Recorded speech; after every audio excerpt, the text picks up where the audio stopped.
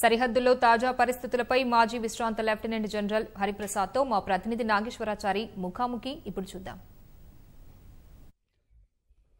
మొత్తం మీద పాకిస్తాన్ వెనక్కి తగ్గింది, దిగొచ్చి భారత వింగ్ కమాండర్ అభినందన్ విడిచిపెట్టడానికి సంసిద్ధత వ్యక్తం చేసింది. అయితే ప్రస్తుత పరిస్థితుల్లో ఆ దేశంలో నెలకొన్న పరిస్థితులు, అదేవిధంగా ముఖ్యంగా సరిహద్దులో ఉన్న వాతావరణం పైన భారత army retired lieutenant general Hariprasad గారిని అడిగి తెలుసుకుందాం.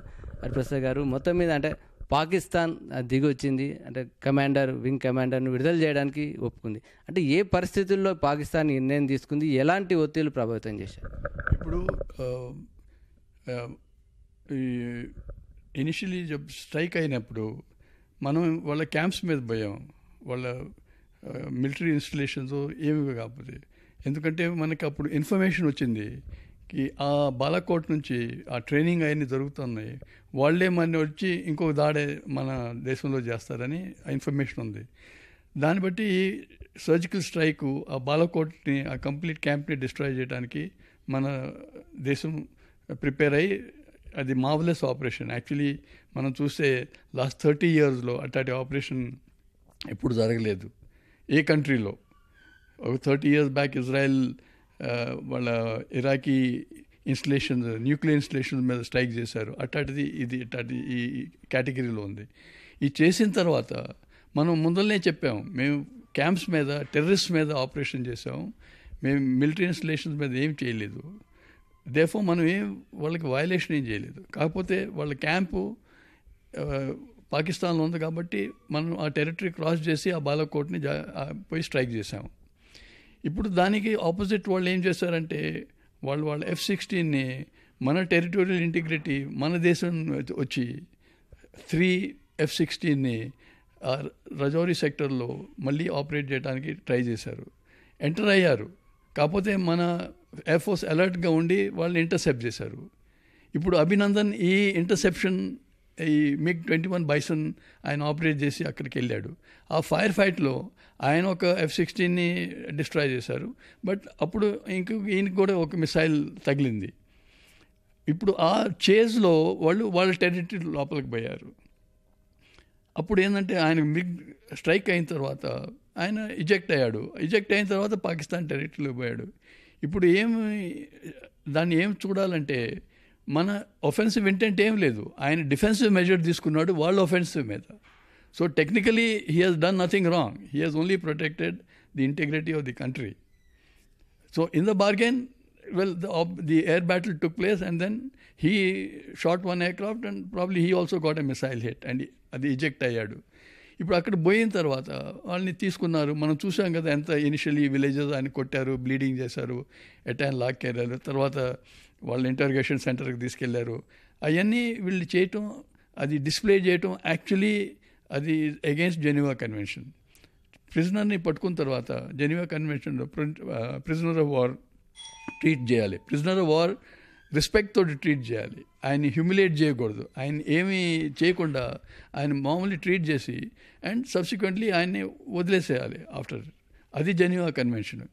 ఇప్పుడు వాళ్ళకి యెస్టర్డే నుంచి అన్ని కంట్రీస్ వాళ్ళకి ప్రెషర్ పెడుతుంది, ఈయన వదిలేసే.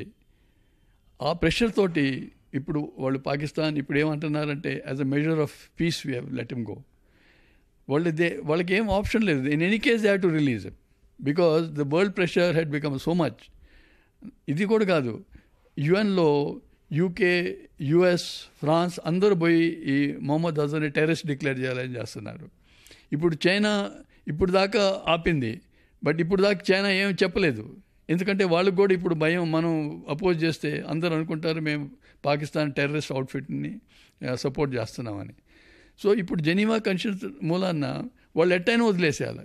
ఇప్పుడు ఇది ఒక ఇమ్రాన్ ఖాన్ డ్రామా నేను రిలీజ్ చేస్తున్నాను ఎందుకంటే as a measure of piece అని చెప్పడం, ఆ జెస్చర్ మంచిదే, అది మనం ఒప్పుకోవాలి, అది మంచి జెస్చరు. కాకపోతే వాళ్ళు ఉంచుకోవచ్చు, మనం ఏం చేయలేము. అప్పుడు ఇంకా ఏదైనా యాక్షన్ తీసుకునేవాళ్ళు, అది వేరే సంగతి. బట్ ఆ జెస్చర్ మంచిది. బట్ దాని వెనకేముంది, వాళ్ళ కంపల్షన్, వాళ్ళు ఎట్టైనా వదిలేసేయాలి అని ఇది ఒక డ్రామా లాగా చేశాడు. ఇప్పుడు మనం దాన్ని ఏమనుకోవాలి, అది మంచి జెస్చర్, పర్వాలేదు. బట్ మెయిన్ ఇష్యూ ఇప్పుడు కూడా ఉంది. మెయిన్ ఇష్యూ ఏంటంటే వాళ్ళు టెర్రరిస్ట్ని సపోర్ట్ చేస్తున్నారు, వాళ్ళు అన్ని ఆపరేషన్స్ అక్కడ నుంచి సపోర్ట్, లాజిస్టిక్స్ అన్నీ చేస్తున్నారు. ఇప్పుడు వాళ్ళ క్యాంప్స్ అన్నీ అక్కడ ఉన్నాయి. అవన్నీ డిస్మాంటిల్ చేస్తే మన టెర్రర్ అవుట్ఫిట్ కంప్లీట్ డిస్ట్రాయ్ అవుద్ది. అది పాకిస్తాన్ యాక్షన్ తీసుకోవాలి. మీరు అన్నట్టు అంటే పాకిస్తాన్ విమానాలు వచ్చినప్పుడు చేజ్ చేస్తున్న క్రమంలోనే అభినందన్ అక్కడికి వెళ్ళారు.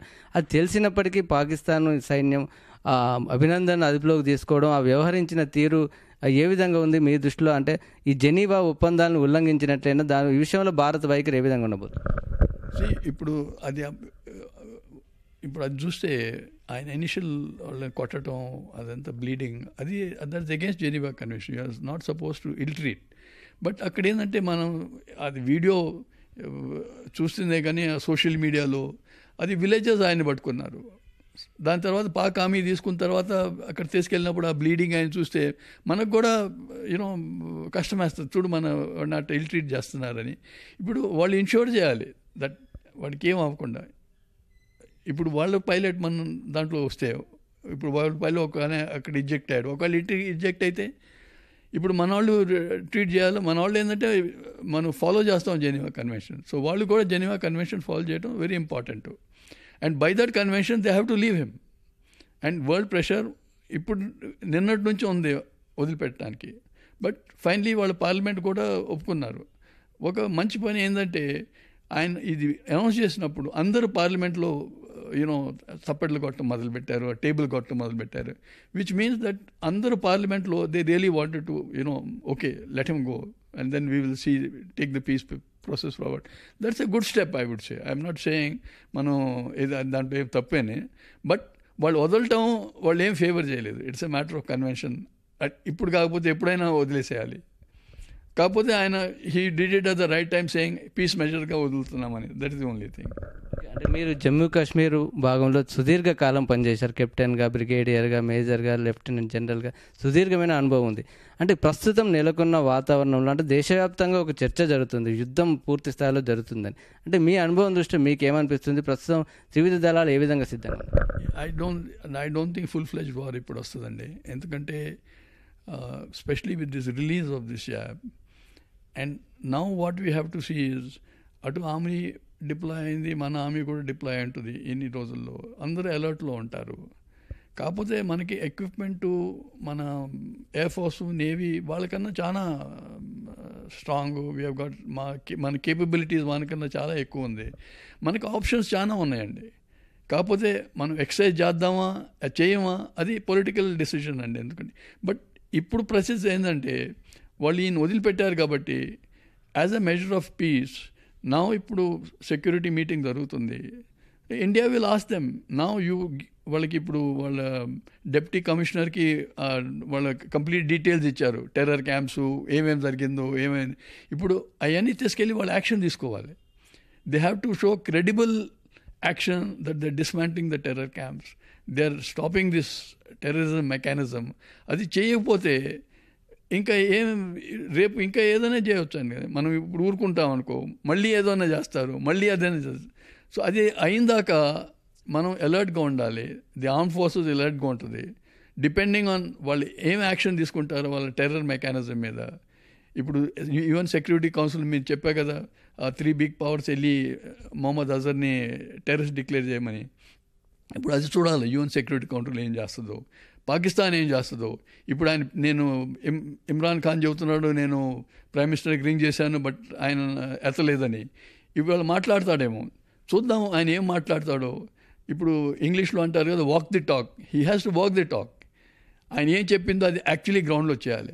అది చేస్తే ఇంకా ఏముందండి, ఇప్పుడు టెర్రర్ మెకానిజంని డిస్మాంటిల్ చేస్తే, you disband all the terror organisations, camps disband చేస్తే అది ఎంత అయిపోతే ఇంకా మనకేముందండి. We can always live at peace with them. We have nothing against the Pakistan. We have only against the army which keeps doing all these things. ISI ఇది చేస్తుంది, అది చేస్తుంది. And over a period time last you can say right from 80s onwards, that 1000 cuts oka Musharraf cheppadu, they are bleeding with all this terror. Ipudu 46 mana BSF CRPF jawans boyaru. Deni kosam boyaru papam, innocent people, and they've gone. So this is not acceptable to మనకి అట్లాంటిది being independent nation and strong nation మనం అట్లా accept చేయలేము. So ఇప్పుడు మన ఏంటంటే we have to see what the present prime minister of Pakistan does, what their army does, whether the army listens to him, we'll have to watch. Till that time మనం కూడా అలర్ట్గా ఉండాలండి. We cannot release a thing, okay we now can relax and all that. We have to wait and see. ఎందుకంటే ఇప్పుడు surgical స్ట్రైక్స్లో కొన్ని స్థావరాలు జైషే మొహమ్మద్ స్థావరాలని ధ్వంసం చేయగలిగారు. అంటే ఇంకా ఇలాంటి ఉగ్రవాద అంటే పాకిస్తాన్ ప్రోద్బలంతో సాగుతున్నటువంటి ఉగ్రవాద స్థావరాలు ఎంతవరకు ఉండుంటాయి, వాటి విషయంలో ఎలా ఉండాలంటారు వైఖరి? వాళ్ళ బేసెస్ చాలా ఉన్నాయండి. యాక్చువల్లీ మీరు లైన్ ఆఫ్ కంట్రోల్ చూస్తే దాని అక్రాస్ మల్టిపుల్ లొకేషన్స్ ఉన్నాయి.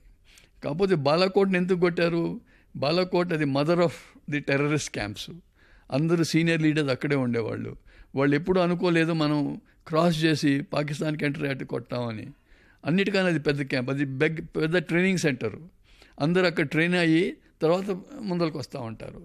సో అది కొట్టేటప్పటికి that is the major where their headquarters was and all the senior leaders was.